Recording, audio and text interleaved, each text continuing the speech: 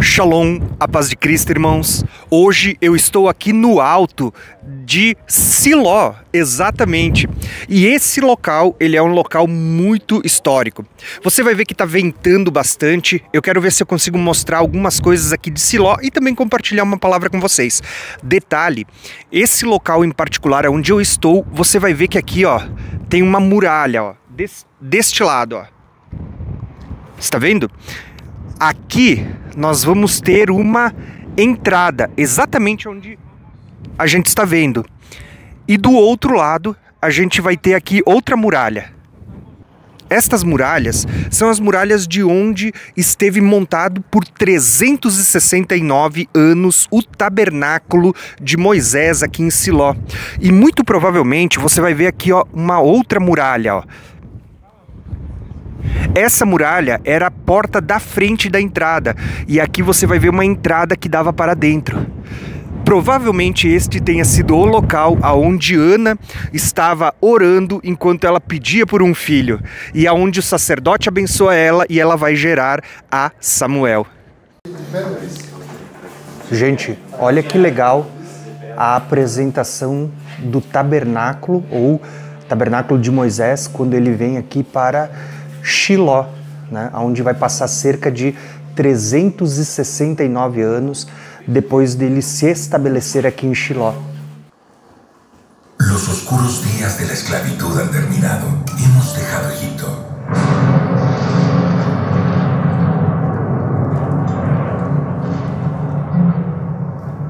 Remontándonos al pie del monte Sinaí, nos ordenaron por primera vez construir un tabernáculo. Y de hecho, tras la entrega de la Torá en el monte Sinaí, el tabernáculo fue construido.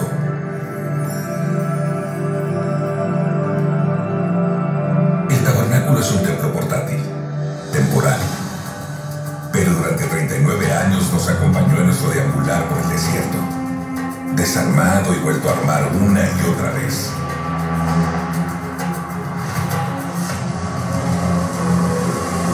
Después de entrar en Tierra Santa, Josué estableció el tabernáculo en Silo. El tabernáculo de Silo está construido con una base de piedra y vigas de madera, y está cubierto por capas de tela, una combinación que simboliza la transición de un tabernáculo temporal a uno más permanente. Silo será la morada del Shekinah, la presencia divina, el lugar más sagrado para el pueblo judío durante 369 años. El tabernáculo se compone de dos partes principales, el patio y la tienda del tabernáculo. El patio del tabernáculo era rectangular, de 100 codos de largo y 50 codos de ancho, aproximadamente 50 por 25 metros.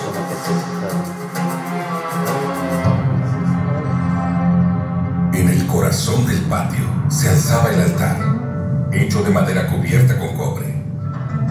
En él ardía la llama eterna, donde se hacían sacrificios, ofrendas de comida y de vino a diario. Como está prohibido subir al altar por las escaleras, los Kohanim, sacerdotes, ascendían por una rampa. Antes de que los Kohanim comenzaran el servicio del tabernáculo, purificaban sus manos y pies en una fuente de cobre, que se encontraba entre el altar y la tienda del tabernáculo. Se dice que cuando las contribuciones para el tabernáculo se recolectaron en el desierto, todas las mujeres donaron sus espejos de cobre, a partir de los cuales se hizo la fuente. A primera hora de la mañana, los Kohanim entraban en la tienda del tabernáculo, el santuario, para el servicio diurno. 2 veces al día quemaban incienso en el altar bañado en oro. Una mezcla de 11 especias especiales que se colocaban en los carbones y cuyo maravilloso perfume flotaba lejos en la distancia.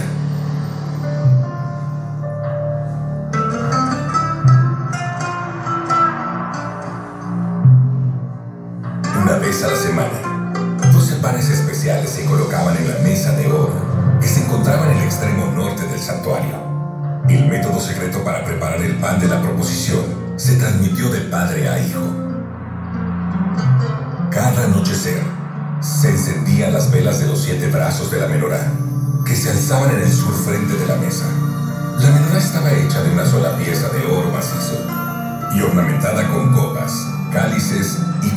Dios. En la punta de cada brazo había un receptáculo en el que se vertía aceite de oliva puro. Desde entonces, la menorá ha sido uno de los símbolos de la nación judía.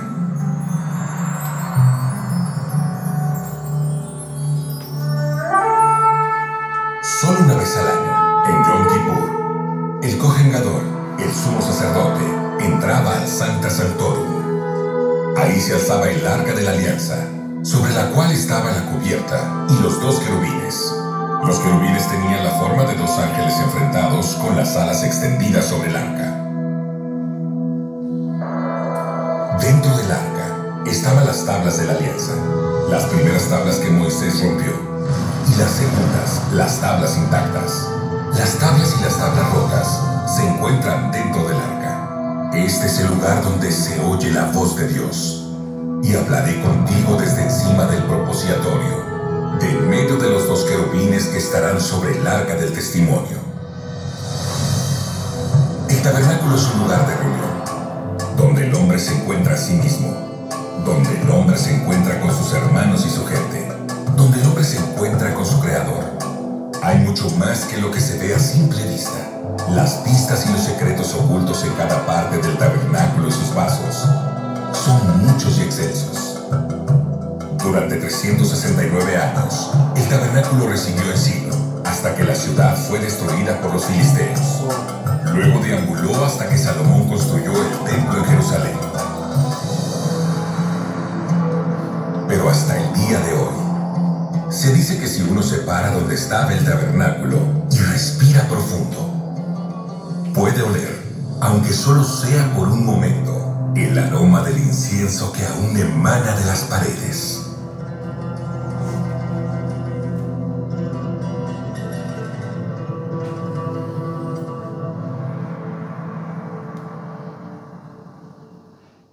Gente, basicamente essa é a estrutura onde o tabernáculo de Moisés esteve por durante anos.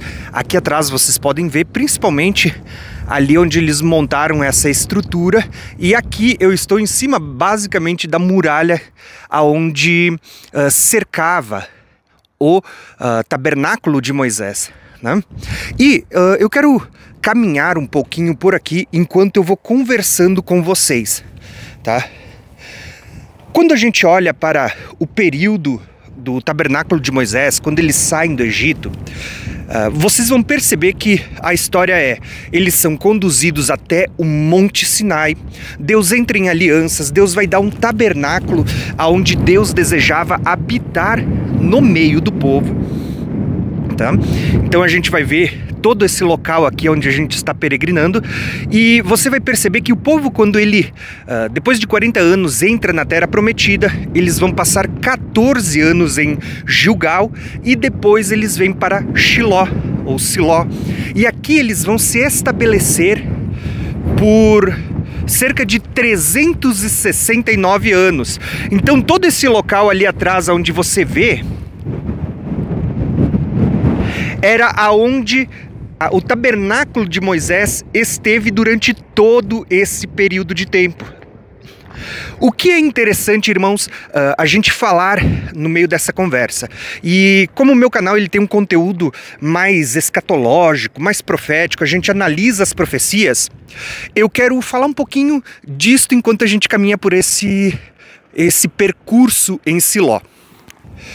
Existe uma profecia muito interessante que a gente precisa conhecer o contexto histórico. Por exemplo, nos dias de Davi, você vai ver que o tabernáculo de Siló, ele estava montado exatamente onde a gente estava agora há pouco. Aqui assim, né? Tabernáculo de Siló. Só que nos dias de Davi, a arca, ela vai ser levada por Davi, depois de toda a história que a gente já conhece, ela vai ser levada para a cidade de Davi, aonde Davi vai montar uma tenda, né, que vai ser chamada de tabernáculo de Davi. Qual que é o grande detalhe dessa história e que eu amo demais? Porque esse tabernáculo vai cair. Geralmente ninguém fala sobre a queda do tabernáculo de Davi, né? Quando que essa tenda onde a arca esteve, ela foi desmontada. Mas para vocês terem uma ideia, a história da queda do tabernáculo de Davi ela está ligada também com as 12 tribos, que antes de Davi, elas tinham uma certa divisão. Nos dias de Davi, as 12 tribos estavam unidas. E nos dias de Davi havia 2 locais de adoração. Aqui em Shiló, nós tínhamos a tenda de Moisés, onde Davi vai instituir sacrifícios e tudo mais, conforme a lei de Moisés. E quem vai estar cuidando aqui é Zadok. E lá na cidade de Davi, onde a gente esteve, estava a tenda de Davi, onde estava a arca. E lá ficava apenas Asaf e os seus, louvando a Deus e adorando a Deus. O que é interessante nessa história? Havia 2 locais de adoração. Um local onde havia sacrifícios, derramamento de sangue, tudo conforme a primeira aliança ordenava, a lei dizia. E no outro local havia um local onde não havia muro de separação, não havia sacrifício, ali era um local de louvor e adoração a Deus. Esse tabernáculo de Davi, ele também vai cair. Isso a gente pode falar num estudo mais aprofundado outrora, mostrando que a queda do tabernáculo de Davi, ele se dá não só quando aquela tenda é desmanchada, mas se dá nos dias de Salomão, quando as 2 tribos elas são divididas em Reino do Norte e Reino do Sul. Posso falar disso outro dia. E sabe o que é interessante em toda essa história, irmãos, quando a gente fala da queda do tabernáculo de Davi? Quando os profetas se levantam, vocês vão perceber que eles vão profetizar dizendo que Deus restaurará o tabernáculo caído de Davi. Olha que interessante, as pessoas às vezes não entendem o que é o tabernáculo caído de Davi. Você vê que isso está ligado a restaurar a união de judeus e gentios, tá? E, como eu disse, em outro momento eu posso talvez explicar isso com mais profundidade, mas quando você lê Atos dos Apóstolos, você vai ver que o próprio Tiago, ele entende que a promessa feita pelos profetas de restaurar o tabernáculo de Davi para que as nações viessem adorar, Tiago interpreta dizendo: Deus já falou por meio de Pedro e Cornélio, mostrando que o evangelho também era para os gentios, e agora, pelos profetas, Tiago interpreta dizendo que a restauração do tabernáculo caído de Davi estava falando de um local para os judeus e gentios adorarem a Deus. Então falava de uma adoração onde não era necessário sacrifícios de animais e outras tantas coisas. Você consegue perceber? Então, o tabernáculo caído de Davi, ele tem uma conexão com a restauração das 2 casas de Israel, das 12 tribos, tá? Só que o tabernáculo de Davi, ele tem muitas promessas, porque Isaías, ele vai dizer também que Deus estabeleceria um trono de benignidade sobre o tabernáculo de Davi. Olha que interessante, percebeu que Deus está usando profetas diferentes para falar da restauração desse tabernáculo caído de Davi, e Deus também vai usar profetas para falar que ele vai estabelecer um trono sobre o tabernáculo de Davi. Então, irmãos, por que eu estou falando sobre isso? Porque quando a gente olha para as promessas feitas pelos profetas, a primeira coisa que eu vou perceber é: vocês perceberam que nos dias de Davi havia 2 locais de adoração? Um aqui em Siló, onde eu estou agora, outro lá na cidade de Davi, onde a gente estava. Aqui em Siló havia sacrifícios, derramamento de sangue, tudo como a primeira lei ordenava. Lá na cidade de Davi não havia nada disso. Havia um caminho aberto para que as pessoas pudessem buscar a Deus, adorar, estar na presença do Senhor, e lá era um local de louvor e adoração. Está ventando bastante, tá? Então, por que eu estou falando tudo isso, irmãos? Porque quando a gente olha os profetas, vocês percebem que os profetas, eles falam de uma restauração apenas daquele local e não deste? Não existe promessas dizendo que Deus vai restaurar o tabernáculo de Moisés que estava em Siló. Não. Deus diz que ele vai restaurar o tabernáculo caído de Davi que estava lá na cidade do grande rei. E em Isaías ele chega a profetizar dizendo que ele estabelecerá um trono de benignidade no tabernáculo de Davi restaurado para sempre. Olha que tremendo isso, porque se vocês lembrarem, eu gravei um vídeo lá no Monte Sião, onde eu falo justamente dessa promessa, que o trono de Davi e as promessas feitas a Davi de um descendente que reinaria para sempre, se referia ao trono de Deus. Lá em Atos dos Apóstolos também, Pedro vai dizer que quando Cristo ressuscitou e ascendeu à destra de Deus, o Pai, ele se assentou no trono de Davi, como Davi havia profetizado e conforme as promessas que Deus havia feito a Davi. Então você percebe que o trono de Davi aponta para o trono de Deus e que o descendente de Davi aponta para Cristo. Quando a Bíblia diz que será restaurado o tabernáculo caído de Davi, fala desse local onde estava a arca, que é o trono de Deus. Quando fala que Deus vai restaurar o tabernáculo caído de Davi e vai estabelecer ali um trono para sempre, está falando e apontando também para o período milenar. A gente sabe que essa restauração já está acontecendo por meio de judeus e gentios, conforme diz o profeta, e conforme Tiago interpreta em Atos, mas a gente sabe também que a plenitude de tudo isso vai se cumprir na Nova Jerusalém. Só trocar de mão aqui porque está ventando bastante. Então você consegue perceber que Deus ele vinha anunciando a restauração de uma casa, aonde nela estariam unidos novamente, assim como nos dias de Davi, tanto judeus como gentios, as 12 tribos unidas, aonde Deus também ele vem profetizando e anunciando que quando essa restauração estiver completa, quando Deus realmente colocar de pé o tabernáculo caído de Davi, ele diz, ele vai estabelecer um trono nesse tabernáculo que vai durar para sempre.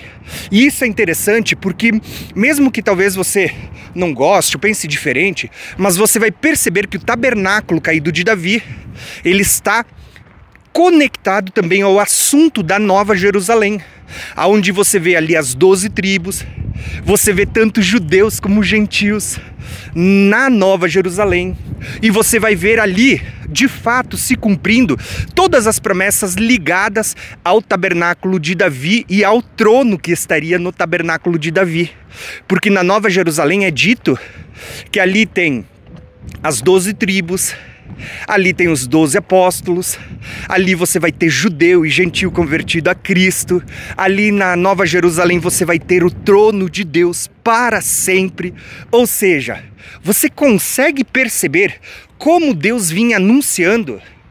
Então, o que eu quero mostrar para vocês? Quando você olha para as promessas, você vai perceber que em nenhum momento Deus fala em restaurar o que a gente viu agora, em restaurar o tabernáculo de Moisés, em restaurar a primeira aliança, em restaurar sacrifícios humanos, como eram os que Zadok fazia aqui em Siló durante 369 anos, né? Não que Zadok tenha feito durante todo esse tempo, mas o tabernáculo esteve aqui em Siló durante 369 anos.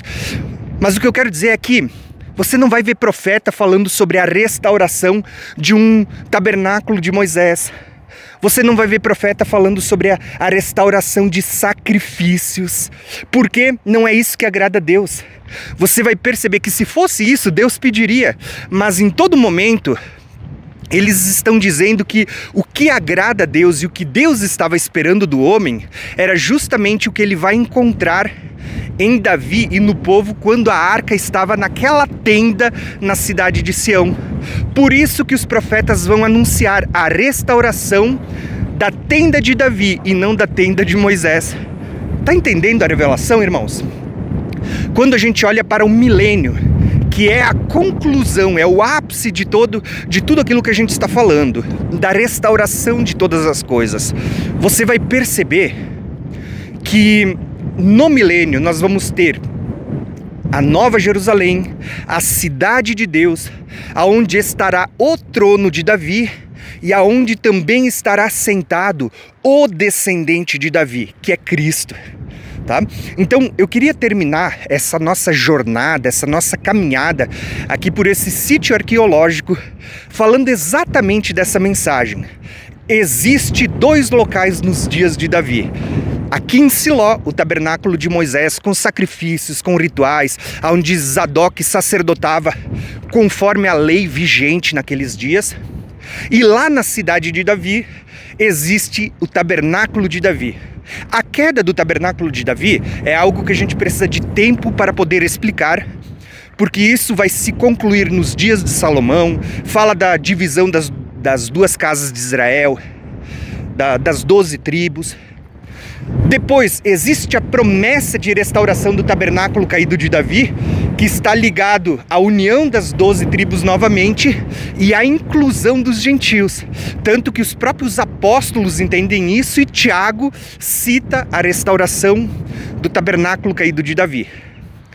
E isso também está ligado ao estabelecimento do trono de Deus, porque a gente vai ver justamente isso, que está sendo profetizado por Isaías, que o trono de Deus será estabelecido sobre o tabernáculo de Davi. Quando que isso vai acontecer?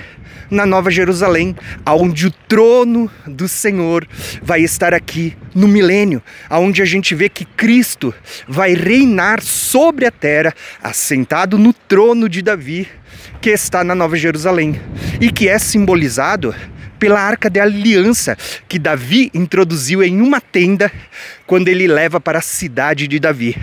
Detalhe, a cidade de Davi é a cidade do grande rei. Tá? Olha quanta revelação. Espero que você tenha gostado desse passeio. Um abração e a paz de Cristo.